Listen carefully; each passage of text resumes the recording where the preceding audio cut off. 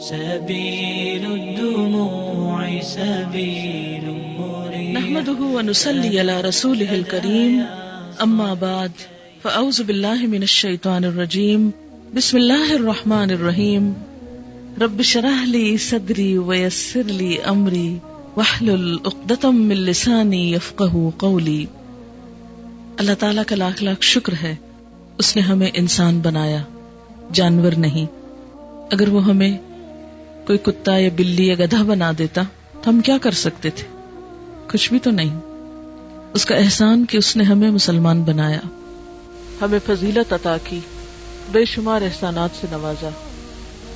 اس کے سارے انعامات اور احسانات میں اللہ تعالیٰ کی پہچان ہے، زندگی گزارنے کے اس سلیقے کو جاننا ہے جو اس نے ہمارے لیے بھیجا۔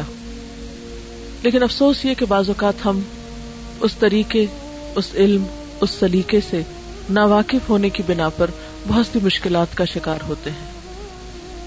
اور آج کے دور میں انسان جتنی مادی ترقی کرتا چلا جا رہا ہے اتنا ہی طرح طرح کے مسائل میں گھرتا چلا جا رہا ہے، طرح طرح کی پریشانیوں میں مبتلا ہے۔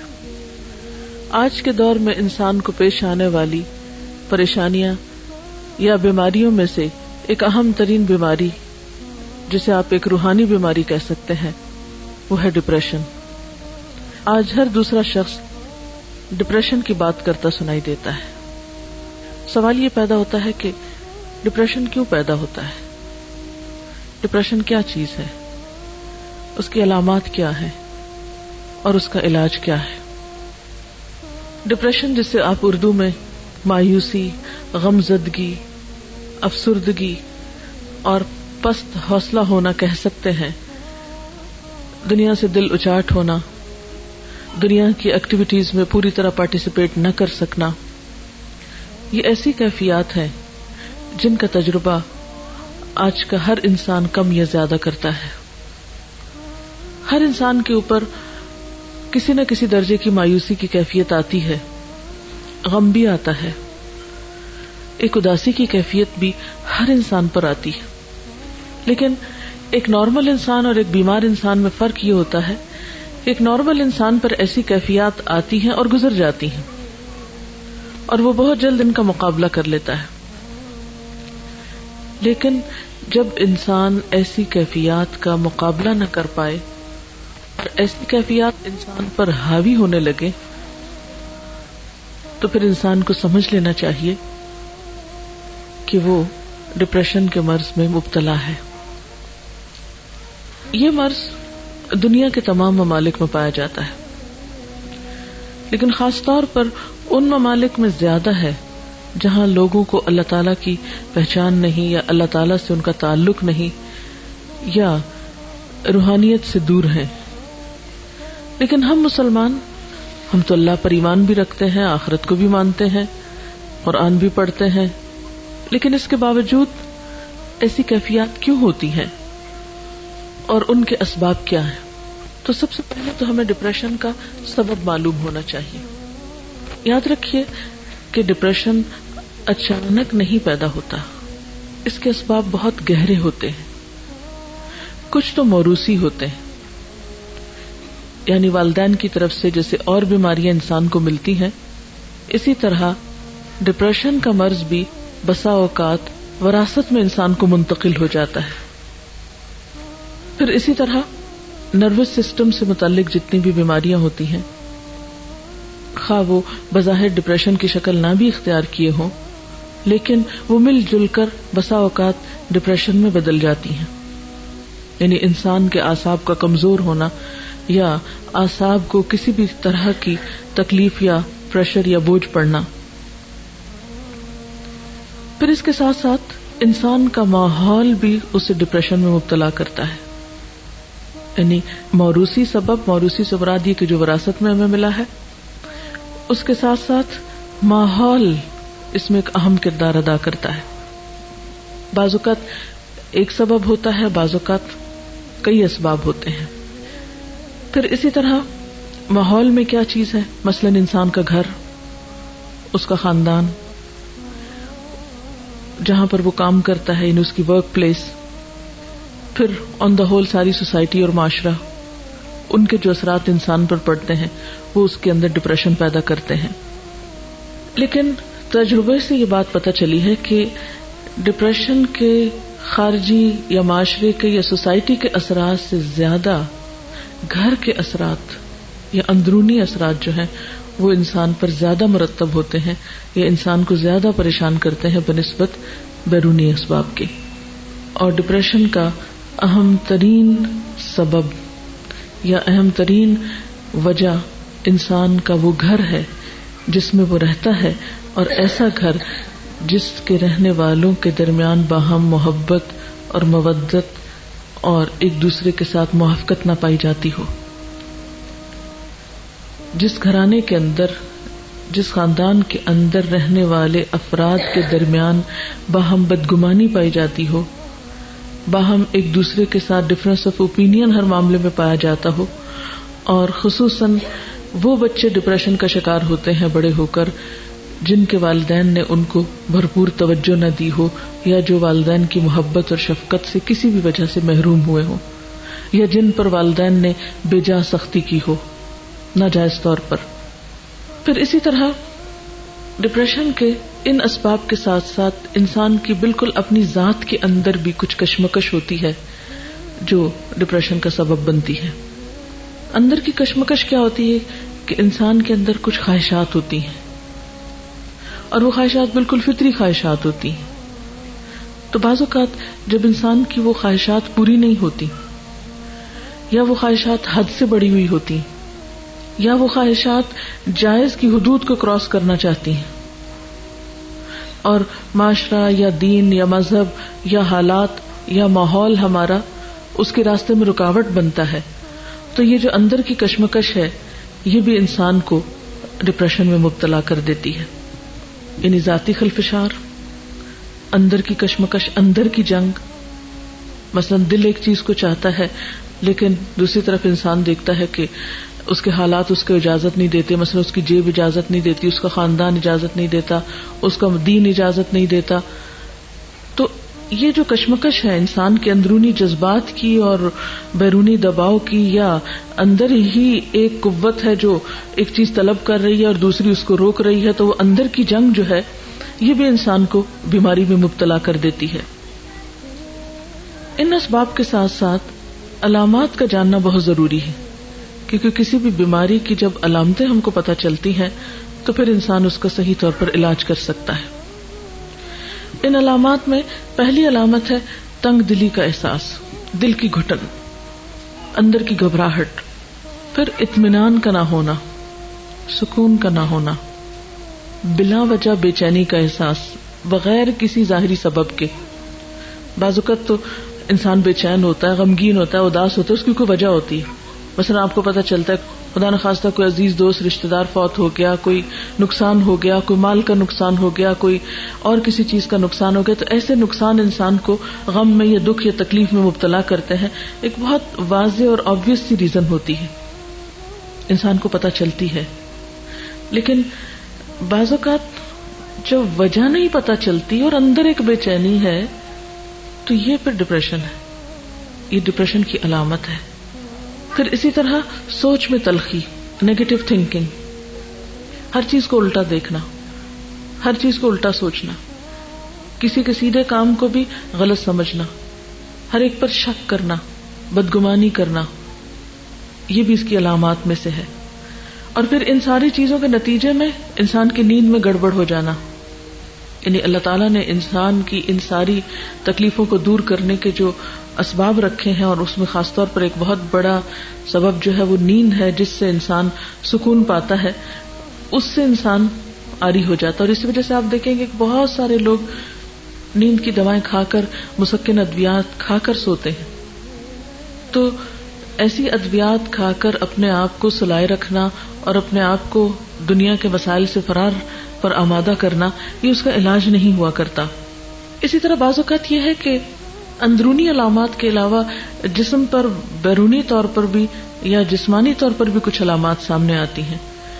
مثلا بہت زیادہ پسینہ ایک دم آنے لگنا، دل کا زور زور سے دھڑکنا، جسمانی کمزوری ہو جانا، انتہائی تھکاوٹ محسوس کرنا، یعنی تھوڑا سا کام کرنے پر بہت زیادہ تھک جانا، کام کرنے کی صلاحیت کا ختم ہو جانا، وسوسوں کا شکار ہو جانا.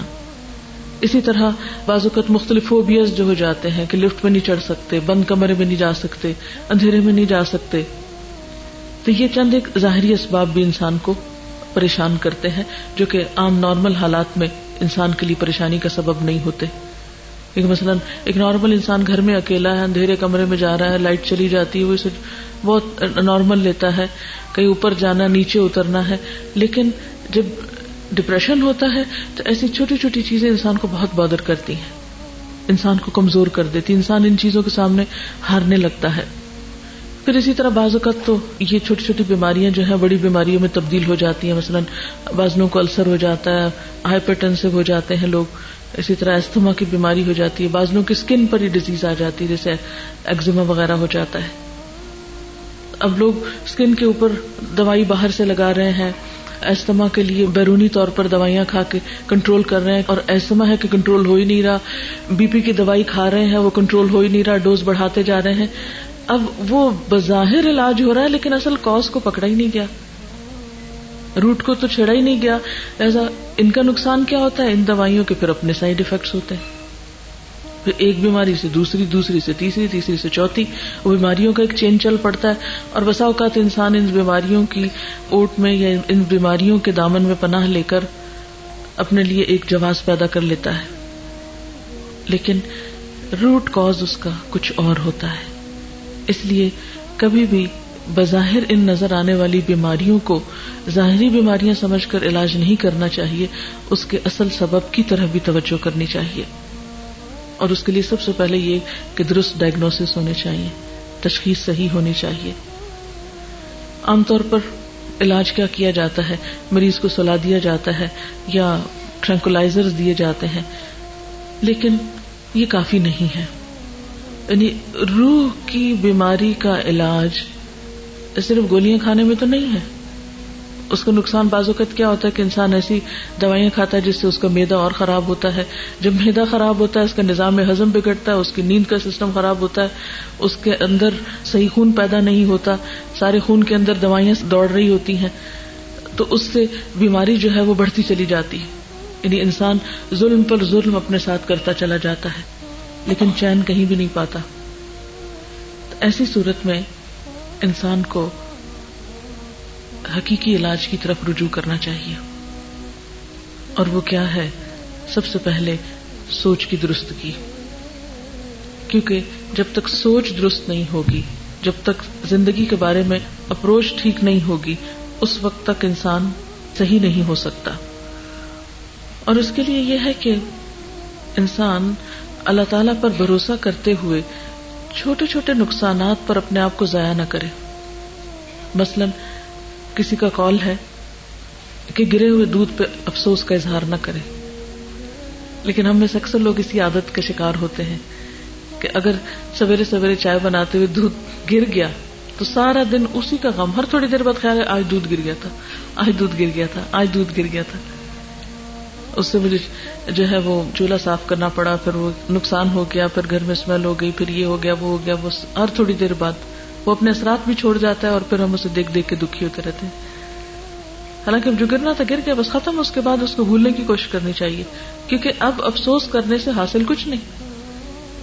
پھر اسی طرح کسی نے یہ بھی کہا کہ سیٹی کو اس کی قیمت سے زیادہ میں نہیں خریدنا چاہیے.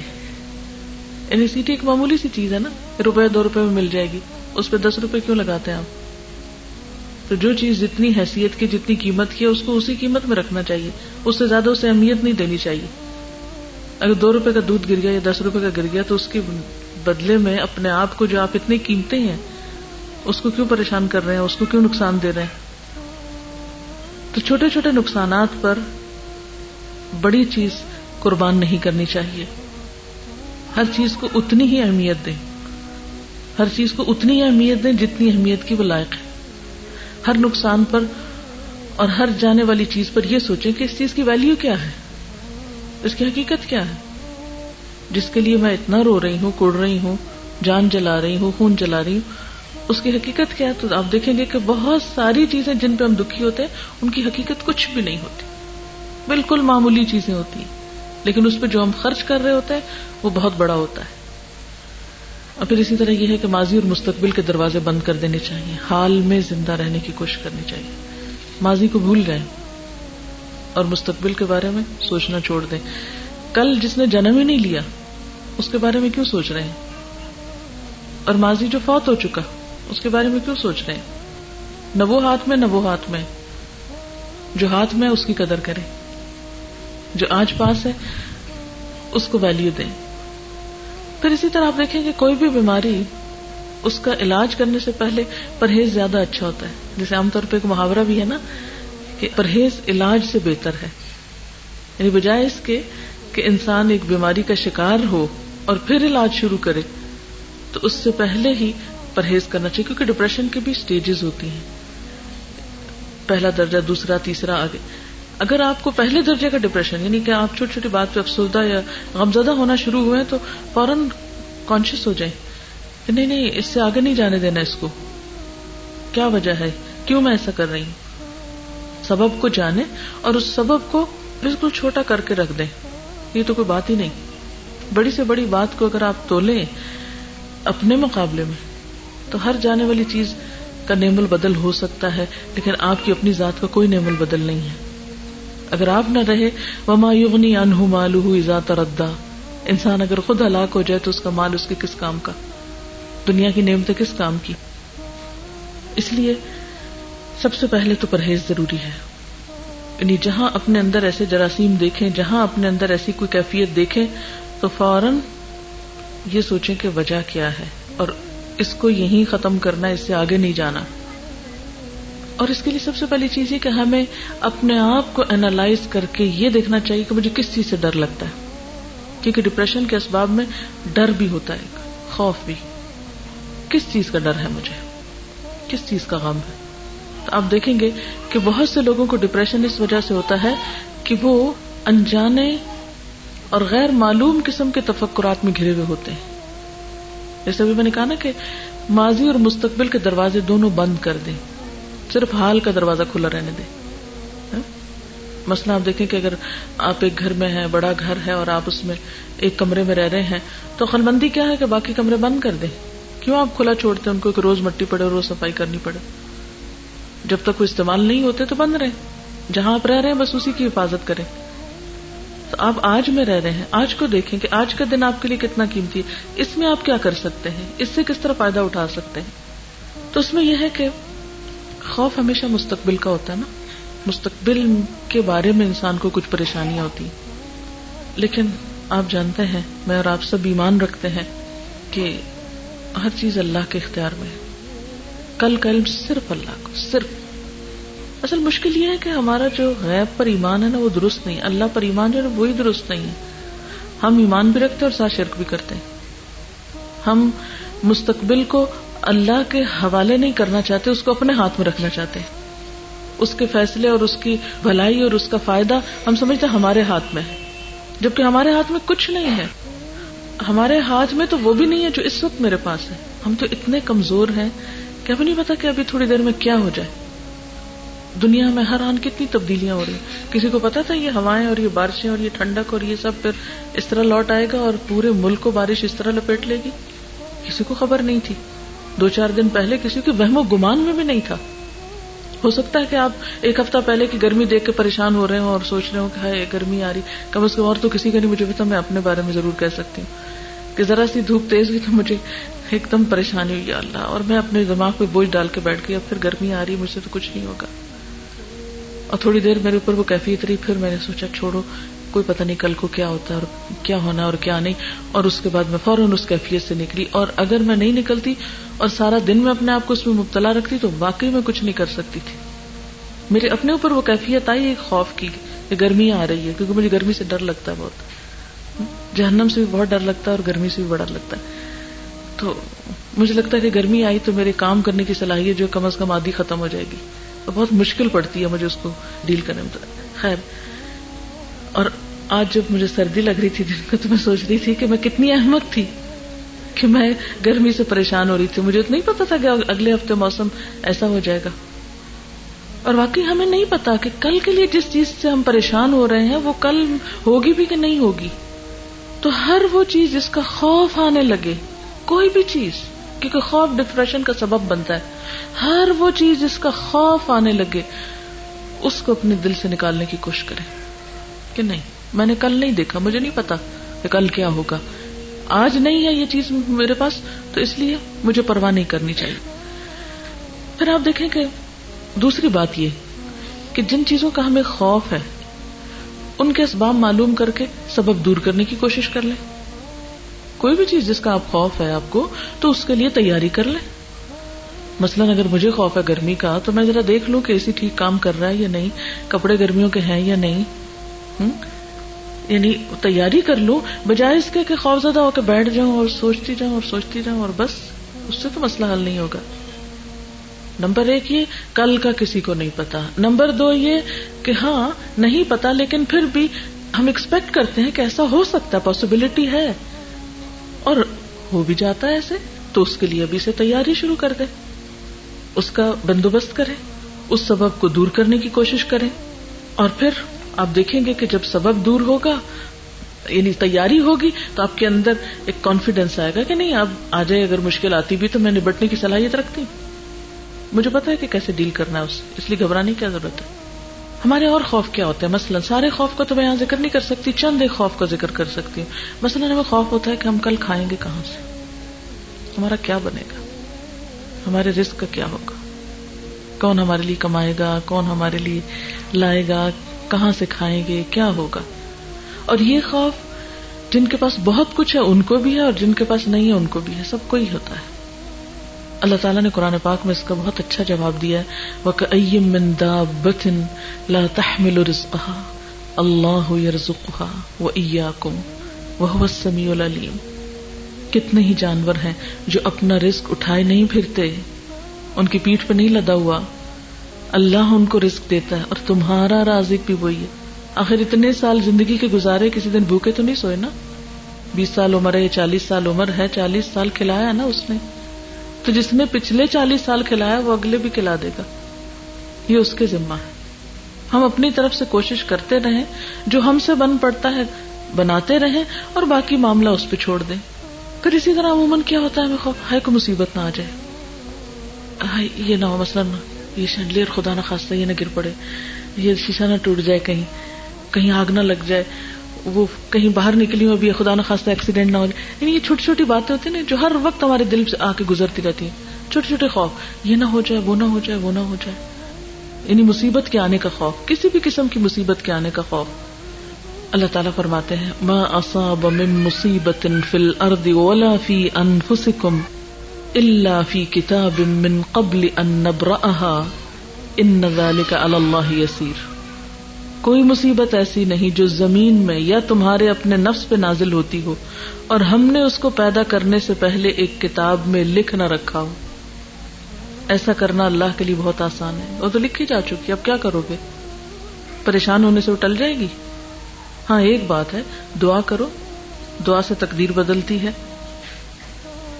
اور اپنے آپ کو ذہنی طور پر کسی بھی آنے والے حادثے کے لیے تیار رکھو, اللہ سے مدد مانگتے رہو کہ اللہ تعالیٰ ہر شر سے, ہر مصیبت سے بچائے, حفاظت کی دعائیں کرو, حفاظت کے اسباب اختیار کرو, کیونکہ اللہ نے انسان کو عقل دی ہے اور نبٹنا بھی سکھاتا. اور آپ نے یہ بھی دیکھا کہ جب کچھ پڑ جاتا ہے تو گزر بھی تو جاتا ہے نا, اور پھر اس موقع پر کچھ پچھلی مصیبتوں کو یاد کر لیں, وہ جو فلاں پڑی تھی تو کیا ہو گیا تھا, آئی تھی اور گزر ہی گئی نا, پھر کیا ہوا. کسی بڑے سے بڑے حادثے کو, بڑی سے بڑی پریشانی, بڑے سے بڑے دکھ کو یاد کر لیں, اور پھر دیکھیں کہ وہ دکھ پہلے بہت بڑا تھا, پھر آہستہ آہستہ ختم ہو گیا. ہر آنے والا دکھ چلا جاتا ہے, کوئی نہیں رہتا دنیا میں. تو خدا نخواستہ اگر کوئی آ بھی گیا تو چلا بھی جائے گا, ایمان سلامت رہنا چاہیے. کیونکہ ہوتا یہ ہے کہ دکھ چھوٹا ہوتا ہے اور نقصان ہم بڑا کر بیٹھتے ہیں, وہ سیٹی کو اس کی قیمت سے زیادہ پہ خریدتے ہیں. مشکل چھوٹی ہوتی ہے اور اس کے لیے اپنے آپ کو گھلا ڈالتے ہیں, اپنے آپ کی قیمت لگا دیتے ہیں نا اس میں. پھر اللہ تعالیٰ فرماتے ہیں وَإِن يَمْسَسْكَ اللَّهُ بِضُرٍّ فَلَا كَاشِفَ لَهُ إِلَّا هُوَ وَإِن يَمْسَسْكَ بِخَيْرٍ فَهُوَ عَلَى كُلِّ شَيْءٍ قَدِيرٌ اگر اللہ تمہیں کسی قسم کا نقصان پہنچائے تو اس کے سوا کوئی نہیں جو تمہیں اس نقصان سے بچا سکے، اور اگر وہ تمہیں کسی بھلائی سے بہرہ مند کرے تو وہ ہر چیز پہ قادر ہے۔ گویا نقصان بھی اس کے ہاتھ میں، نفع بھی اس کے ہاتھ میں۔ جب میرا تعلق اس سے مضبوط ہے تو میں اس سے خیر کی توقع کیوں نہیں رکھتی کہ وہ مجھے اپنے خیر سے ہی نوازے گا اور شر مجھ سے دور کر دے گا۔ پھر اسی طرح انسان بسا اوقات بیمار ہونے سے ڈرتا ہے کہ بڑھاپا ہوا تو میرا کیا بنے گا، کہیں چھوٹی موٹی درد شروع ہوئی، یہ درد شروع ہو گئی، اب تو یہ بڑھے گی، اور اب تو میری عمر اتنی ہو گئی، اور اس عمر میں تو فلاں کو میں نے دیکھا تھا اس کا یہ حال تھا، اور فلاں کا تو یہ بن گیا، اب میرے ساتھ پتہ نہیں کیا ہونے والا ہے۔ ایک خوف۔ اب ہوتا کیا ہے کہ انسان، یعنی یہ بات اب ایک طرح سے پرووڈ ہے کہ انسان کے بہت سارے ایکشنز اس کی سوچ کا نتیجہ ہوتے ہیں، بہت ساری بیماریاں صرف اس کی سوچ کی وجہ سے ظاہر ہوتی ہیں، حالانکہ حقیقی سبب کوئی نہیں ہوتا جسم میں ان کا۔ تو اب ایک چیز جس کو ہم نے کسی کے ساتھ ہوگی ہم نے اس کو اپنے پہ لے لیا، نہیں اس کے ساتھ ہوگی اب مجھے بھی ضرور ہو جائے گی۔ اور عموماً ہم نے دیکھا ہوگا کہ کسی کو زکام میں دیکھا تو ہمیں لاحق ہو جاتا ہے، کسی کی آنکھ خراب دیکھی بس ایک دیکھنے کی دیر ہے وہ ہمیں بھی پہنچ جائے گی مرض۔ کیوں ایسا ہوتا ہے کہ ایک شخص سے مجھے زیادہ اثر ہو جاتا ہے، کسی دوسرے کو کیوں نہیں ہوتا؟ کیونکہ میرے اپنے اندر وہ جذب کرنے کی صلاحیت زیادہ ہے، وہ اس بیماری کو میں نے خود دعوت دے دی ہے، وہ ڈر خوف کے مارے وہ میرے اوپر حاوی ہو گئی ہے۔ اور اگر اس وقت انسان دعا پڑھ کے معاملہ اللہ کے حوالے کر دے، حدیث میں آتا ہے نا کہ جو شخص کسی مصیبت زدہ کو دیکھ کے یہ دعا پڑے گا اللہ تعالیٰ اس کو اس مصیبت سے محفوظ کر دے گا۔ یعنی چھوٹی سی بھی کسی کو تکلیف میں دیکھے نا، مثلا کوئی گر گیا، کوئی اٹک گیا، کوئی ذرا سا بھی کسی دکھ میں مبتلا ہوا ہے، فوراً پڑھ دیں الحمدللہ الذی عافانی ممن ابتلاہ بہ، اللہ کا شکر ہے جس نے مجھے اس مصیبت سے بچا کے رکھا ہے۔ تو جب شکر ادا کریں گے اللہ تعالیٰ کا تو اللہ تعالیٰ آپ کو محفوظ کر لے گا، اور یقین کے ساتھ پڑھیں۔ پھر اس کے بعد یہ ہے کہ ابراہیم علیہ السلام کا اللہ تعالیٰ پر ایسا بھروسہ تھا، ایسا تعلق تھا اللہ تعالیٰ کے ساتھ کہ وہ خاص طور پر اس کا ذکر کرتے ہیں وَإِذَا مَرِضْتُ فَهُوَ يَشْفِينِ، کیا ہوا بیماری آ گئی، اگر میں بیمار ہوتا ہوں تو مجھے شفا دے دیتا ہے، وہ شفا دے سکتا ہے، میرا اس سے تعلق ہے، مجھے کوئی مشکل نہیں۔ بیماری سے کیوں ڈرتا ہوں؟ بیماری آ بھی گئی تو شفا بھی آ جائے گی، وہ سبب پیدا کر دے گا۔ پھر اسی طرح یہ ہے کہ سوچ کی تبدیلی کے ساتھ ساتھ کچھ اور کام بھی کرنا ضروری ہے، اور ان میں اہم ترین چیز یہ کہ اللہ تعالیٰ کے ساتھ مسلسل تعلق، مستقل تعلق، کیونکہ ساری قوت اور ساری طاقت اس کے پاس ہے۔ انسان بے حد کمزور ہے سوائے اس کے کہ جسے اللہ قوت دے دے، ساری قوت کا سرچشمہ تو وہ ہے۔ تو جب انسان اس کو تھام لیتا ہے تو وہ دراصل استمسک بالعروۃ الوثقی لا انفصام لها، اللہ پر بھروسہ اور اللہ کو تھامنا اور اس سے تعلق ایسا ہے جیسے کسی مضبوط کڑے کو پکڑ لینا جس نے ٹوٹنا نہیں ہے۔ تو جو شخص اللہ تعالیٰ پہ بھروسہ کرتا ہے اللہ تعالیٰ ضرور اس کو سہارا دیتا ہے۔ پھر اسی طرح نماز سے مدد لینا۔ آپ صلی اللہ علیہ وسلم کا طریقہ کیا تھا؟ جب ذرا بھی پریشان ہوتے تھے، تھوڑی سی بھی پریشانی آتی تو سب سے پہلے نماز کی طرف رجوع کرتے، فوراً نماز کے لیے کھڑے ہو جاتے۔ آپ کی ذاتی زندگی میں مشکلات آئیں یا دین کو پھیلانے کے لیے کوئی مشکل پیش آئی تو فوراً آپ نے نماز سے مدد لی۔ ہمارا حال یہ تھا کہ ہم ڈپریشن میں بیٹھے رہتے ہیں، فرض نماز بھی چھوڑ دیتے ہیں، کیا کریں، غم ہے، دل ہی نہیں چاہتا، نہیں بھی دل چاہتا تو اپنے آپ کو پش کر کے کھینچ تان کے نماز کے لیے کھڑے ہو جائیں۔ اور اگر آپ واقعی قرآن کا کچھ حصہ آپ کو یاد ہے اور ذرا سی لمبی نماز پڑھ لیں تو پھر آپ دیکھیں گے کہ نماز کے ختم ہونے تک آپ کا ڈپریشن بھی دور ہو جائے گا، آپ اس کیفیت سے بھی باہر آ جائیں گے، کیونکہ یہ اللہ کے رسول صلی اللہ علیہ وسلم کا آزمودہ نسخہ ہے، مجرب ہے۔ آپ صلی اللہ علیہ وسلم یہ فرمایا کرتے تھے کہ میری آنکھوں کی ٹھنڈک نماز میں ہے۔ آج ہماری آنکھوں کی ٹھنڈک نماز میں کیوں نہیں؟ ہم تو مصیبت کے مارے بوجھ سمجھ کے اس کو اٹھا پھینکتے ہیں، بس ٹائم آیا اور پورا کیا اور ختم، انجوائے نہیں کرتے نماز کو۔ بعض لوگوں کو نماز سے ہی گھبراہٹ شروع ہو جاتی، وہ اتنی دیر خاموش نہیں رہ سکتے شاید، یعنی حالانکہ وہی وقت ہم بیٹھ کے بھی گزار دیتے ہیں۔ اچھا، اس کی ایک بڑی وجہ یہ کہ ہمیں قرآن زیادہ زبانی یاد نہیں ہوتا تو وہ ہر وقت قل ہو اللہ پڑھ کے بور ہو جاتے ہیں۔ اگر تھوڑی سی کوشش کر کے ایک ایک آیت سیکھنا شروع کر دیں، اور قرآن پاک کی ایسی صورتیں جن کے پڑھنے کی بہت فضیلت ہے، مثلا سورۃ الکہف ہے، سورۃ البقرہ کی اول آخر آیات ہیں، سورۃ یاسین ہے، سورۃ الملک ہے، اگر ان کو آپ پڑھنا شروع کر دیں، یعنی یاد کرنا شروع کر دیں، ایک ایک آیت، دو دو لفظ، تین تین لفظ، اور آپ دیکھیں کہ کچھ مشکل نہیں، تو ایک تو ذہن مصروف ہوگا، دوسرا اس کلام کی برکت ہوگی، تیسری نماز بہت اچھی ہو جائے گی. ہم عموماً شکایت کرتے ہیں نا کہ نماز میں دل نہیں لگتا، تو اگر آپ بدل بدل کے آیات پڑھیں تو آپ دیکھیں گے کہ نماز آپ کو کھینچ کے رکھے گی، پکڑ کے رکھے گی. اور جب ہم ایک روایتی سی نماز پڑھتے ہیں نا، بس کھڑے ہو گئے اور کچھ پتہ نہیں اللہ اکبر کب ہوئی اور سلام کب پھیر لیا، ایسی نماز پر فائدہ نہیں دیتی. پھر اسی طرح اللہ تعالیٰ کا ذکر، الا بذکر اللہ تطمئن القلوب، اللہ کے ذکر سے دلوں کو اطمینان نصیب ہوتا ہے. اکیلے بھی ذکر، چلتے پھرتے اللہ کا ذکر، اور اس کے علاوہ کچھ لوگوں کے ساتھ بیٹھ کے اللہ کا ذکر، تنہائی میں بھی اللہ کو یاد کرنا اور بندوں کے بیچ میں بیٹھ کے بھی. عموماً ہم جب لوگوں سے ملاقات کرتے ہیں تو اس میں ہم اللہ تعالیٰ کا نام لینا نہیں پسند کرتے یا اللہ کی بات کرنا نہیں پسند کرتے، ہم دنیا بھر کی باتیں کریں گے، زیور کپڑے کی باتیں کریں گے، ادھر ادھر کی باتیں کریں گے، لیکن اللہ کی بات نہیں بیٹھ کے کریں گے اکٹھے. اور پھر اسی طرح جس طرح کی ذکر کی مجلس میں آپ اس وقت بیٹھے ہوئے اور آپ میں سے ہر ایک محسوس کر سکتا ہے کہ اس وقت ہمارے دل کی حالت اچھی ہے بنسبت اس کے کم تنہائی میں کہیں بیٹھے سوچ رہے ہوتے، کیونکہ اللہ کا ذکر ہو رہا ہے نا، یا دین کی بات ہو رہی ہے. ایسی مجلسوں میں حاضر ہونا ایک بہترین علاج ہے. اللہ تعالیٰ فرماتے ہیں وَنُنَزِّلُ مِنَ الْقُرْآنِ مَا هُوَ شِفَاءٌ وَرَحْمَةٌ، کہ ہم قرآن میں سے وہ چیزیں اتارتے ہیں جو شفا بھی ہے اور رحمت بھی ہے. قرآن پاک کے لیے ہدن و بشرا کا لفظ آتا ہے، ہدایت اور خوشخبری ہے، یعنی دلوں کی خوشی کا سامان ہے اس کتاب میں.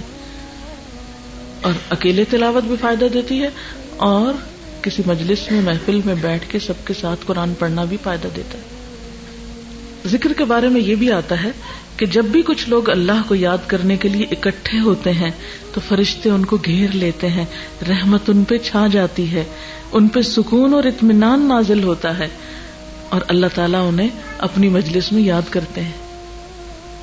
تو جس مجلس کے اوپر رحمت چھا جائے، جس مجلس پہ فرشتے پر بچھائیں یعنی اپنے پروں سے ڈھانپ لیں، اور جس مجلس کے لیے وعدہ ہے کہ اس میں بیٹھنے والوں پہ سکون نازل ہوتا ہے، لیکن شیطان ہمیں ایسی مجلسوں کو سے بھگا کے رکھتا، نہیں وہاں نہیں جانا، ابھی بڑے مصروف ہو تم، بہت کام ہے، وہاں جاؤ گے تو یہ کام کیسے ہوگا، وہ کام کیسے ہوگا. تو جب ہم ایسی مجلسوں اور محفلوں سے دور رہتے ہیں، دین کے سیکھنے سکھانے کی مجلسوں سے، تو اس سے بھی ہمارے دلوں میں وحشت ہوتی ہے. تو بطور علاج ایسی جگہوں پر شریک ہونا چاہیے، یعنی علاج کے نقطہ نظر سے. پھر اسی طرح دعا جو ہے ان مشکلات میں بھی فائدہ دیتی ہیں جو اتر چکی ہیں، اور ان میں بھی فائدہ دیتی ہے جو ابھی نہیں اتری. یعنی حدیث کا مفہوم یہ ہے کہ دعا ان مصیبتوں اور بلاؤں میں بھی فائدہ مند ہے جو آ چکی ہیں انسان پہ، اور ان میں بھی فائدہ مند ہے جو ابھی آئی نہیں، ان کو پیچھے ہی روک رکھتی ہے.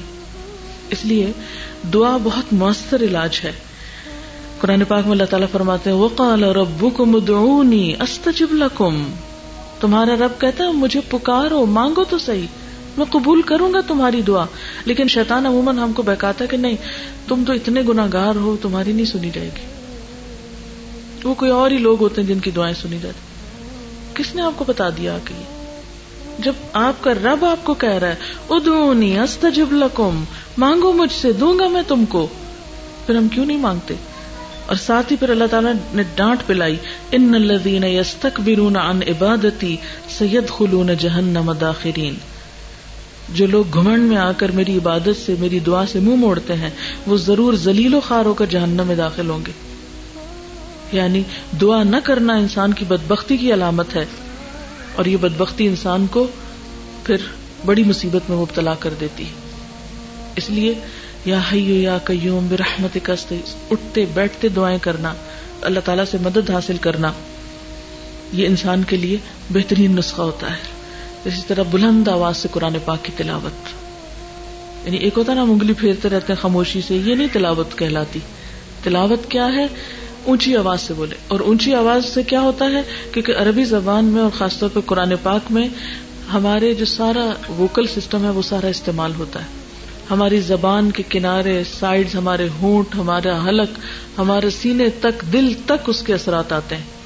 یعنی عربی زبان میں جو حروف ہیں، ہر حرف کے منہ سے نکالنے کی جگہ الگ ہے. جب ہم صحیح طور پر تلاوت کرتے ہیں، صحیح انداز میں، جیسے حق کا تلاوتی جس کو کہتے ہیں، تو اس سے وہ سارے تار ہلتے ہیں، ہمارے مختلف پوائنٹس پہ جا کے ٹچ کرتی ہے وہ تلاوت، اور اس کے ذریعے وہ ڈپریشن جو ہے وہ ختم ہونے لگتا ہے. تو بطور خاص کبھی غم کا دورہ پڑنے ہی لگے، ابتدائی سمپٹمز میں فوراً سب کام چھوڑ دیجئے، قرآن کھول کے لاؤڈلی پڑھنا شروع کر دیجئے. آپ دیکھیں گے اگر آپ 15 منٹ صرف لاؤڈلی قرآن پڑھیں گے، آپ اس کیفیت سے باہر ہوں گے.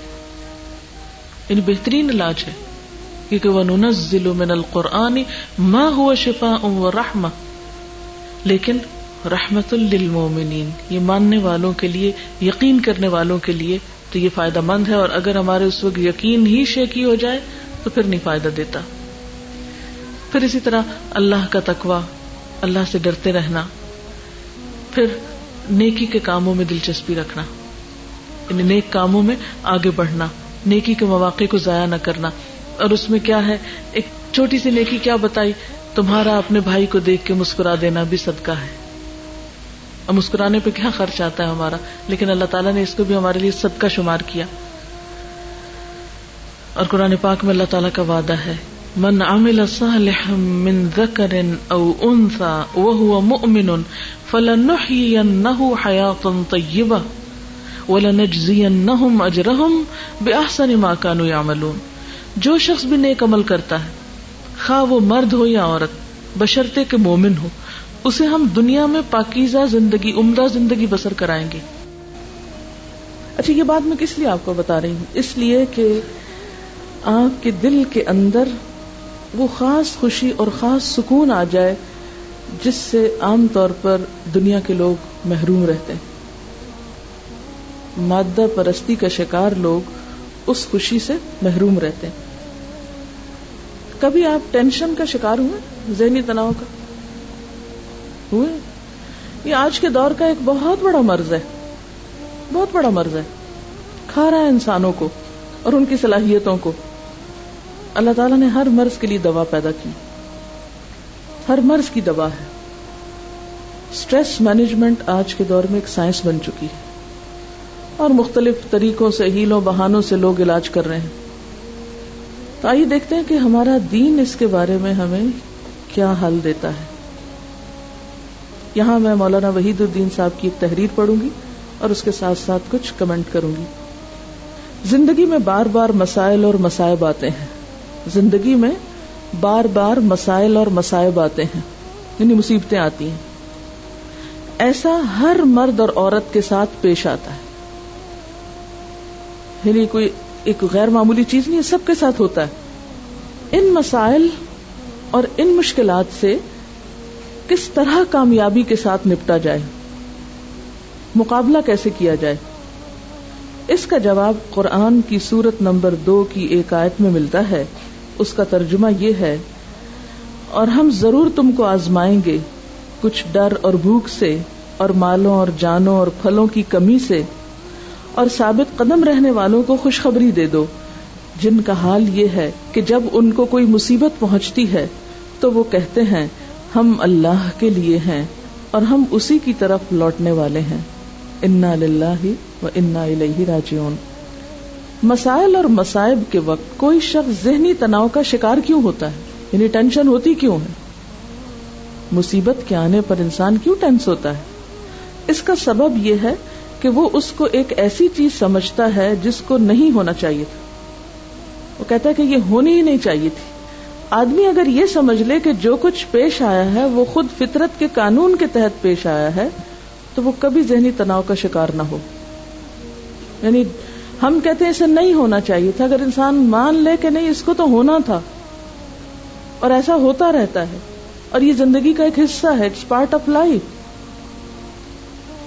ایکسپٹ کر لے کہ جو ہونا تھا ہو گیا تو ٹینشن ختم ہو جائے گی. مثلاً اگر آندھی اور بارش آئے تو وہ بھی انسان کے لیے مسئلہ پیدا کرتی. یاد کر لیجیے پچھلے سال کی بارشیں، کوئی مسئلہ پیدا ہوا تھا؟ میرا خیال ہے ہر گھر میں کچھ نہ کچھ مسئلہ ہوا ہوگا. مگر آندھی اور بارش کے وقت آدمی ذہنی تناؤ کا شکار نہیں ہوتا. اس کو فطرت کے قانون کے تحت ہونے والا واقعہ سمجھتا ہے کہ بارشیں تو آتی ہی ہیں, آندھیاں بھی آتی ہیں, اور معتدل انداز میں اس کا سامنا کرتا ہے, یعنی پازیٹیولی اس کو فیس کرتا ہے. یہی معاملہ زندگی کے مسائل اور مصائب کا بھی ہے. یہ چیزیں خالق کے تخلیقی منصوبے کے تحت پیش آتی ہیں. تخلیقی منصوبہ کیا ہے؟ اللہ تعالیٰ کا جو پلان ہے کریشن کا, اس کا یہ حصہ تھی. وہ انسان کے لیے زحمت میں رحمت, بلیسنگ ان ڈسگائز کی حیثیت رکھتی ہیں, یعنی ایک چھپی ہوئی بلیسنگ یا نعمت ہوتی ہے, کیونکہ ان مع العسر یسرا ہوتا ہے. آدمی اگر پیش آنے والے مصائب کو اس حیثیت سے لے تو وہ کبھی ذہنی تناؤ کا شکار نہ ہو. مسائل یا مصائب کا سامنا کرنے کے دو طریقے ہیں, یعنی مسائل یا مشکلات کو نبٹنے کے دو طریقے ہیں. ایک صبر کا طریقہ ہے اور دوسرا بے صبری کا طریقہ ہے. بے صبری کا طریقہ دوسرے لفظوں میں منفی رد عمل, نیگیٹو رسپانس کا طریقہ ہے. بے صبری کیا ہے؟ Negative response. ذہنی تناؤ ہمیشہ بے صبری کا نتیجہ ہوتا ہے. عجلت, جلد بازی, صبر نہ کرنا. اس کے مقابلے میں صبر کا طریقہ آدمی کو ذہنی تناؤ کا شکار ہونے سے بچا لیتا ہے. یعنی انسان اگر ایکسپٹ کر لیتا ہے اور خاموش ہو جاتا ہے, اس کڑوے گھونٹ کو پی لیتا ہے کہ تو زندگی کا حصہ, پھول کے ساتھ کانٹا ہے, اگر چپ گیا اور خون نکل رہا ہے تو اس خون کو ہٹا دو اور تھوڑا ہاتھ مل لو, ٹھیک ہو جائے گا. لیکن اگر انسان اس موقع پہ کہے نہیں میں تو آئندہ میں تو پھول کو ہاتھ نہیں لگاؤں گا اور میں اس کو دیکھوں گا نہیں, پھر تو کیا ہوگا؟ ہمیشہ کے لیے پھول سے ملنے والی خوشبو اور خوشی سے محروم ہو جائے گا. اس دنیا میں ہر آدمی قانون خداوندی بالفاظ دیگر قانون فطرت کے تابع ہے. وہ اپنے آغاز میں بھی اسی قانون کے ماتحت ہے اور اپنے آخر میں بھی اسی قانون کے ماتحت. ایسی حالت میں حقیقت پسندی کا طریقہ یہ ہے کہ کوئی مرد یا عورت جب بھی کسی مسئلے سے دوچار ہو تو وہ معتدل انداز میں اس کا سامنا کرے اور اس کو اپنے حق میں خیر سمجھ کر قبول کر لے. تکلیف دہ, ناپسندیدہ اور پریشان کن چیزوں کو اپنے حق میں خیر سمجھ کے قبول کر لے, اس میں خیر کے پہلو تلاش کرنے لگے کہ اس کی وجہ سے میری زندگی میں کہاں کہاں بھلائی بھی آئی. اس آیت میں مصیبتوں کا مقصد ابتلا وَلَنَبْلُوَنَّكُمْ بتایا گیا ہے. ابتلا کے معنی امتحان یا آزمائش کے ہیں. انسانی زندگی میں اس قسم کے امتحان کا مقصد کیا ہے؟ مقصد یہ ہے کہ اس کو حوادث کے درمیان تربیت دے کر زیادہ بہتر انسان بنایا جائے. یعنی مشکلات کیوں آتی ہیں؟ انسان کو کیا بنانے کے لیے؟ زیادہ بہتر انسان بنانے کے لیے. جیسے کوئی بھی امتحان, مثلاً پارا ٹیسٹ ہوتا ہے آپ کا, تو اگرچہ آپ ایک ٹینشن سے گزرتے ہیں, تکلیف سے گزرتے ہیں, بہت سی مشکلات آپ کو ہوتی ہیں, لیکن کچھ فائدہ بھی ہوتا ہے. مثلاً ایک طریقہ تو پڑھنے کا یہ تھا کہ آپ آئیں, دلچسپی سے لیکچر سنیں اور پھر گھر چلے جائیں, اور ایک یہ ہے کہ آپ اس کو لکھیں, یاد کریں اور پھر اس کو ریپروڈیوس کریں. دونوں میں سے بہتر کیا ہے آپ کے لیے جو آپ کی شخصیت یا آپ کی ذات یا آپ کے علم کا حصہ بن جاتا ہے کہ آپ اس کو اس درجے میں اپنے اندر اتاریں کہ آپ پھر ریپروڈیوس بھی کر سکیں, پھر آپ مفید بن جاتے ہیں. اور اگر صرف اتنا ہو کہ آپ کی اپنی ذات نے سنا اور آپ کے اپنے اندر تک فائدہ ہے تو وہ کچھ زیادہ فائدہ نہیں ہے.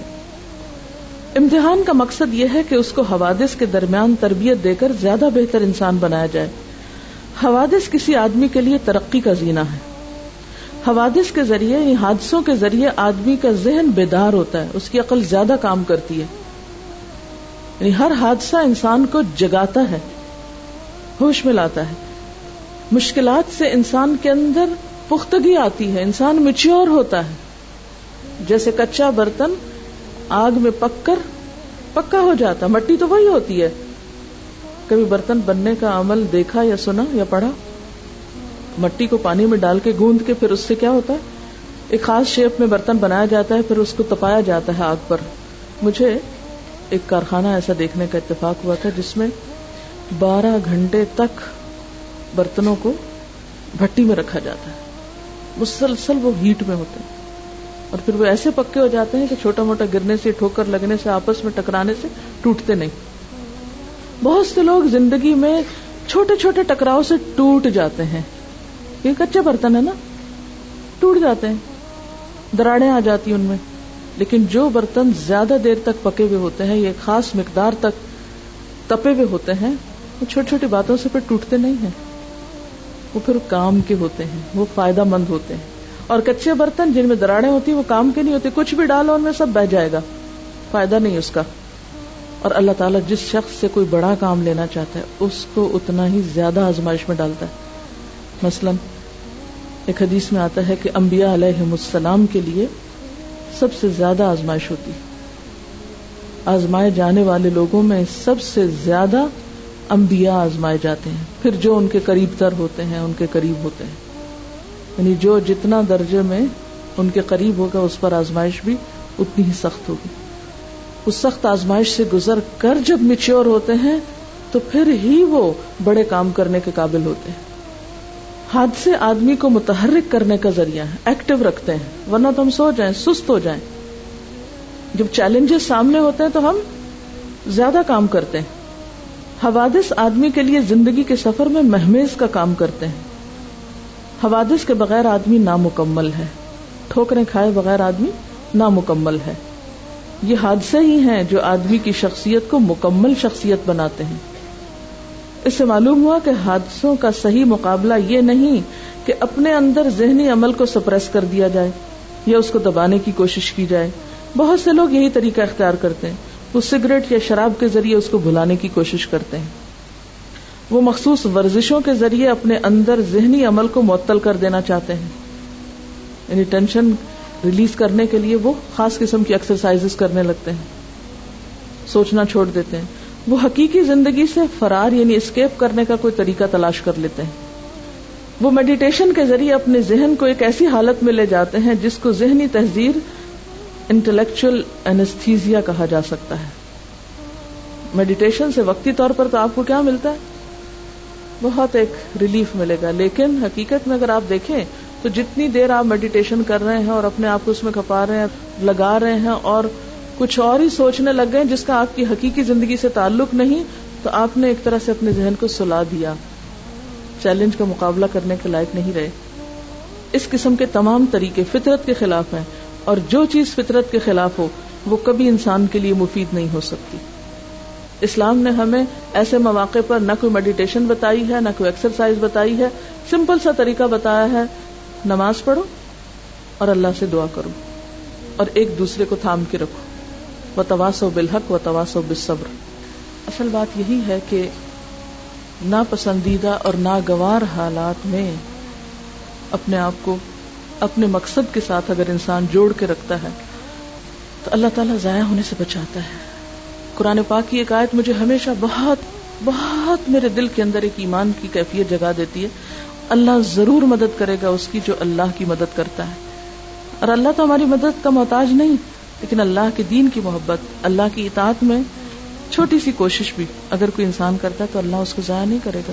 جیسے نبی صلی اللہ علیہ وسلم پر جب پہلی وحی نازل ہوئی اور آپ بہت گھبرائے ہوئے تھے، گھر تشریف لائے تو خدیجہ نے کیا کہا تھا؟ واللہ لا یخزیک اللہ ابدا، اللہ کی قسم اللہ آپ کو ہرگز رسوا نہ کرے گا۔ انک لتحمل الکل وتکسب المعدوم وتقر الضیف، کیونکہ آپ دوسروں کا بوجھ اٹھاتے ہیں، آپ جن کے پاس کچھ نہیں، معدوم یعنی جن کے پاس کچھ کھانے کو نہیں، کوئی ضروریات زندگی نہیں، ان کے لیے اپنی کمائی میں سے خرچ کرتے ہیں، کما کر دیتے ہیں ان کو، اور مہمانوں کی عزت کرتے ہیں، اللہ آپ کو رسوا نہیں کرے گا۔ تو بات یہ کہ جو اچھے اخلاق ہیں اور لوگوں کی برائیوں اور لوگوں کی زیادتیوں کے باوجود ان کو معاف کرتے رہنا، اگنور کرتے رہنا، اور سب کچھ واقعی اللہ کے لیے کرنا، صرف یہ نہیں کہوں گے اللہ کے لیے کرنا، واقعی اللہ کے لیے کرنا، تو اس کی جو تاثیر ہے وہ دنیا کی کسی چیز میں نہیں۔ اللہ تعالیٰ فرماتے ہیں نا قرآن پاک میں، لو انفقت ما فی الارض جميعا ما الفت بین قلوبہم، زمین بھر میں جو کچھ ہے سب کا سب بھی اگر تم خرچ کر ڈالتے ان پر تو ان کے دلوں میں وہ محبت نہیں جگا سکتے تھے. تو اللہ کا جو کلام ہے اور اللہ کے ساتھ جو واقعی بے غرضی کا تعلق ہے، بے غرضی کا تعلق یعنی اللہ کے دین کی خدمت میں یا کسی بھی انسان کے ساتھ کوئی بھلائی کرنے میں، یہ نہ دیکھو کہ کون ہے جس سے میں بھلائی کر رہا ہوں، کون ہے جس کے میں کام آ رہا ہوں، ہمیں اس سے نہیں غرض. جیسے ایک شخص نے کہا میں صدقہ کروں گا، رات کو کروں گا تاکہ ریاکاری نہ ہو، کسی کو پتہ ہی نہ چلے کہ میں نے دیا ہے، اتنا چھپا کر دوں گا. تو رات کو اس نے اندھیرے میں کسی کو صدقہ دیا، صبح پتا چلا اس کو کہ وہ تو کسی مالدار کو لگ گیا. بڑا اس کو افسوس ہوا کہ میرا صدقہ ضائع ہو گیا. اگلے دن اس نے کہا اچھا میں آج تو بہت سوچ سمجھ کے دوں گا، لیکن وہ کسی چور کے ہاتھ لگ گیا. تیسرے دن کسی بہت خراب عورت کے ہاتھ لگ گیا، پروسٹیٹیوٹ کے ہاتھ لگ گیا. بڑا پریشان ہوا کہ کیا میرا صدقہ قبول کیوں نہیں ہو رہا، کبھی کہیں چلا جاتا کبھی کہیں. تو اسے بتایا گیا کہ نہیں، ضائع نہیں ہوا. مالدار شخص ہو سکتا ہے صدقہ لے کر صدقہ کرنے کا سوچے، چور چوری سے باز آ جائے، اور ایک خراب عورت جو ہے وہ گناہ سے باز آ جائے کہ غائبانہ طور پر کس طرح ان کی اللہ نے مدد کی. تو انسان کو مخلص ہو کر، بے غرض ہو کر، نیک نیتی کے ساتھ نیکی کرتے چلے جانا چاہیے. اگر وقتی اور فوری طور پر اس کا کوئی رزلٹ سامنے نہیں بھی آتا تو مایوس نہیں ہونا چاہیے، چھوڑ نہیں دینا چاہیے. جب اللہ کے لیے کیا ہے تو ضائع نہیں ہو سکتا. ہم تنگ نظر ہے نا، ایک کام کرتے ہم کہتے 2 اور 2 4، اس کا رزلٹ یوں سامنے آنا چاہیے، میری اس نیکی کا نتیجہ اس شکل میں سامنے آنا چاہیے. کبھی بھی یہ نہ دیکھیں کہ چھوٹا کام ہے یا بڑا، کیا ملے گا اس سے، کیا حاصل ہوگا، لوگ میری تعریف کریں گے کہ نہیں، مجھے کچھ دیں گے کہ نہیں. تو انشاءاللہ جب آپ اللہ اور اپنے بیچ میں سیلف کو ذرا ہٹا کے رکھیں گے، سیلف کو، تو آپ کا سفر تیز ہو جائے گا انشاءاللہ. جب ہم نیکی اس لیے کرتے نا، مثلا اگر میرے گھر میں درس ہوگا تو میں دین پر اتنا خرچ کروں گی، اگر میرے علاقے میں یہ چیز ہوگی تو میں آج صبح میں ایسے سوچ رہی تھی کہ اگر آئندہ کسی نے میرا انٹرویو کیا تو میں اسے کہوں گی ایک سوال پوچھو مجھ سے کہ دین کے راستے میں رکاوٹیں کتنی ہیں، کون سی رکاوٹ سب سے بڑی تھی. تو میں ضرور کہوں گی کہ لوگوں کی خود غرضیاں اور لوگوں کی ذاتیں، نفس. کیونکہ جب ہم خود غرض ہوتے ہیں نا، میرا فائدہ، میرا بچہ، میرا گھر، میری ذات، میرا نام، میری شہرت، میری اہمیت، پھر دین تو پیچھے چلا جاتا ہے. جب ہم دین کو بلند کرتے ہیں تو اللہ آپ کو بھی عزت دے دیتا ہے.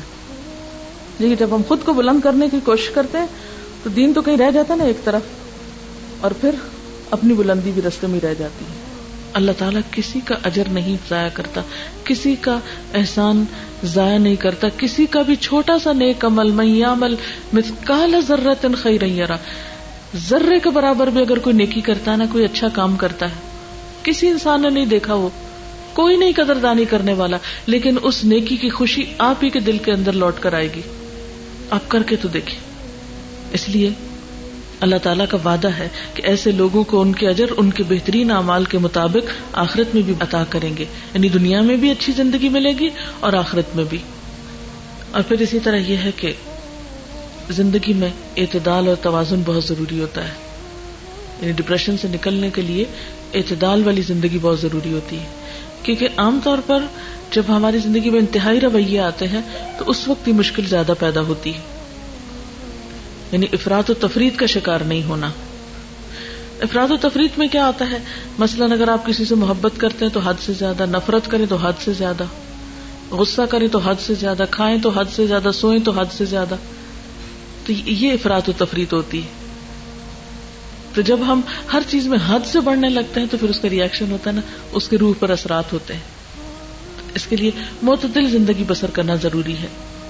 اور پھر آخری بات توبہ، کیونکہ ڈپریشن عموماً گلٹ سے بھی ہوتا ہے، گناہ کے اثرات بعض اوقات روح پر رہ جاتے ہیں. مثلا آپ نے کسی کے ساتھ زیادتی کی، وقتی طور پر تو اپنے آپ کو تعویل کر کے مطمئن کر لیا کہ نہیں اسی کا قصور تھا، اس لیے میرا حق بنتا تھا کہ میں ایسا کروں. اب چونکہ آپ نے اپنی غلطی مانی ہی نہیں، اس پر توبہ ہی نہیں کی، اس سے نکلے ہی نہیں، تو اب یہ تو نہیں ہو سکتا نا کہ آپ کانٹے بوئیں اور پھر کانٹے آپ کو کاٹنے نہ پڑے. وہ تو کاٹنے پڑیں گے آپ کو. آپ غلط کریں، کسی کے ساتھ زیادتی کریں، ظلم کریں اور پھر وہ آپ پر پلٹے نا، یہ کیسے ہو سکتا ہے؟ ظلم تو اندھیرا ہے، اور وہ اندھیرا قیامت کے دن تو ویسے ہوگا مگر دنیا میں دل پہ آتا ہے جو ڈپریشن کا سبب بنتا ہے. اس لیے چھوٹا گناہ ہو یا بڑا گناہ ہو اس کی توبہ میں ٹال مٹول نہ کرے. اور اللہ تعالیٰ نے انسان کو ایسا دل دیا نا کہ ہلکا سا بال برابر بھی کوئی غلط کام ہو جاتا ہے نا تو وہ دل پر ضرور دکھائی دیتا ہے، وہ نظر آتا ہے. یہ الگ بات ہے کہ انسان اس کو نظر انداز کر دے، دیکھنا ہی نہ چاہے، لیکن وہ آتا ہے. جو ہی وہ آنے لگے تو بجائے اس کے کہ آپ اس کو نگیٹ کریں، نہیں نہیں کوئی نہیں کوئی نہیں کوئی نہیں میں نہیں مانتی، نہیں مان لیں. آپ دیکھیں کہ جو ہی آپ مانیں گے ہم ریلیکس ہو جائیں گے کہ اللہ تعالیٰ میں اعتراف کرتی ہوں میں نے غلطی کی ہے. اگر کسی انسان کے ساتھ زیادتی کی تو معافی مانگ لیں، سوری کہہ دیں. تو آپ دیکھیں گے کہ جو ہی آپ مانیں گے دوسرا بھی ڈھیلا پڑ جائے گا. ہوتا کہ تعلقات کب خراب ہوتے ہیں؟ جب آپ غلطی نہیں مانتے اور دوسرا شخص بھی کھینچا تانی شروع کر دیتا. آپ اپنی طرف بات کھینچتے، وہ اپنی طرف کھینچتا، نتیجہ کیا ہوتا ہے کہ شدید قسم کا اختلاف ہوتا ہے اور پھر وہی لوگ آپ کے لیے ایک مصیبت بن جاتے ہیں، ان کے اندر رہنا مشکل ہو جاتا ہے، پھر انسان ان سے فرار حاصل کرنے کی کوشش کرتا ہے. تو ایسی صورت میں انسان سمپلی مانے ہاں میرا قصور ہے، میری غلطی ہے. تو آپ دیکھیں گے کہ جو ہم اللہ کے سامنے اپنی غلطیوں کا اعتراف کر لیں گے، رو لیں گے، دعا کریں گے تو آپ دیکھیں گے کہ آپ کا بوجھ اترنا شروع ہو جائے گا. اور اس کے لیے اللہ سبحانہ و تعالیٰ بہت پیار سے اور بہت محبت سے ہم کو سمجھاتے ہیں، قل یا عبادی الذین اسرفوا علی انفسہم لا تقنطوا من رحمت اللہ ان اللہ یغفر الذنوب جميعا انہ هو الغفور الرحیم وَأَنِيبُوا إِلَىٰ رَبِّكُمْ وَأَسْلِمُوا لَهُ مِن قَبْلِ أَن يَأْتِيَكُمُ الْعَذَابُ ثُمَّ لَا تُنصَرُونَ وَاتَّبِعُوا أَحْسَنَ مَا أُنزِلَ إِلَيْكُم مِّن رَّبِّكُم مِّن قَبْلِ أَن يَأْتِيَكُمُ الْعَذَابُ بَغْتَةً وَأَنتُمْ لَا تَشْعُرُونَ. کہہ دیجئے کہ اے میرے بندو جنہوں نے اپنی جانوں پہ زیادتی کی ہے، اللہ کی رحمت سے مایوس نہ ہو جاؤ. یقیناً اللہ سارے گناہ معاف کر دیتا ہے، وہ تو غفور الرحیم ہے. پلٹ آؤ اپنے رب کی طرف اور مطیع بن جاؤ اس سے پہلے کہ تم پہ عذاب آ جائے، پھر کہیں سے تمہیں مدد نہ ملے. اور پیروی اختیار کرو اپنے رب کی بھیجی ہوئی کتاب کی اس سے پہلے کہ تم پر اچانک عذاب آ جائے اور تم کو خبر بھی نہ ہو. تو یہ ہے علاج. نمبر 1 اس بات کا یقین کہ سارے گناہ معاف ہو جاتے ہیں، یہ یقین رکھ کے معافی مانگی جائے. نمبر 2 پھر آئندہ کے لیے چھوٹے چھوٹے گناہوں میں بھی جلدی واپس پلٹا جائے. یعنی ایک دفعہ پچھلے سارے معاف کرا کے، جیسے بہن حج کر کے آئی ہیں ماشاءاللہ، انشاءاللہ حج مبرور ہوگا، پچھلی ساری صفائی ہو گئی، بس اب تسلی ہونی چاہیے الحمدللہ پچھلے سب معاف ہے. کیوں؟ اللہ کا وعدہ ہے. اب آئندہ کے لیے چھوٹی موٹی بھی کوتاہی ہو جائے فوراً پلٹو، اس کو لمبا نہ جانے دو. پہلے تو انتظار تھا نا آج پہ جائیں گے تو سب، وہ تو ہو گیا الحمدللہ اللہ کے فضل و کرم سے. اب آئندہ کے لیے چھوٹا سا بھی کچھ کمی بیشی، مثلاً اور کچھ نماز میں تاخیر ہو جاتی، انسان ہے نا، اور پھر انسان گلٹی فیل کرتا ہے میں نے نماز پڑھی بھی تو کیا پڑھی، دیر سے پڑھی، یا کوئی بھی کمی بیشی. کیونکہ وہ جو جہاں بھی ہم ڈنڈی مارتے ہیں نا تو وہ ضرور ہمارے اپنے اندر ہی آ کے چپتا ہے، وہ پتہ چل جاتا ہے کہ یہاں نہیں ٹھیک کیا. تو ساتھ ساتھ فوراً پلٹو. وَأَنِيبُوا پلٹ آؤ، واپس آ جاؤ، دور نہیں جانا. شیطان اگر چھوٹا سا بہکا بھی گیا، ذرا سا رستے سے اتارا بھی تو پیچھے نہیں اس کے چل پڑنا، واپس. اور پھر وَاتَّبِعُوا پیروی کرو احسن ما انزل الیکم من ربکم تمہارے رب نے جو چیزیں تمہاری طرف اتاری ان میں سے بہترین چیزوں کی، خوبصورت باتوں کی جو اللہ نے کتاب میں اتاری ہیں ان کی پیروی کرو اس سے پہلے کہ پکڑ ہو جائے اور تم کو پتہ بھی نہ ہو کہ یہ میرے اپنے گناہوں میں کہیں پکڑ ہوئی ہے. وآخر دعوانا ان الحمدللہ رب العالمین.